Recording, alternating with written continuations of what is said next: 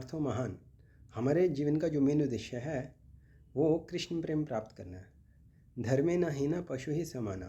इसलिए अगर हमारे जीवन में अगर धर्म नहीं है तो हमारा जो जीवन एक प्रकार से पशु के समान है।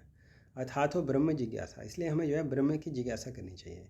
राज विद्या राजगुह्यम पवित्रम इदम उत्तमम प्रत्यक्षागमम धर्मम सुसुखम कर्तुम अवयम।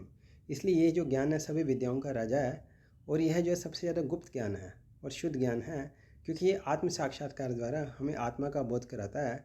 इसलिए धर्म की पूर्णता है और यह आनंदपूर्वक किया जाता है। फॉर एग्जाम्पल, अगर आप किसी अंधेरी गली में जा रहे हैं और वहाँ पर अगर कोई रस्सी रखी है और आप उसको अगर सांप समझ लेते हैं तो आप जो है भयभीत हो जाएंगे। लेकिन अगर आपको किसी सूत्रों से पता चल जाए कि यह सांप नहीं, ये तो एक प्रकार से रस्सी है, तो आप निर्भय हो जाएंगे।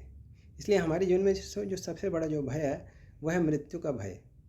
इसलिए हमें अगर ये ज्ञात हो जाए कि मैं आत्मा हूँ, मैं शरीर नहीं हूँ, तो हम जो निर्भय हो जाएंगे।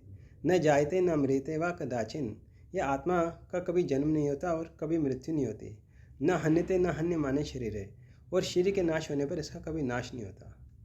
भगवान श्री कृष्ण के जो भक्त हैं वो सबसे बड़े वेदांती हैं, क्योंकि भगवान श्री कृष्ण कहते हैं सर्वस्य चाहम हृदय सन्निविष्टो मत्ता स्मृतिर ज्ञानम अपोहनम च वेदेश सर्वर अहम विवेद्या वेदांत कृत वेदांत विद एव चाहम।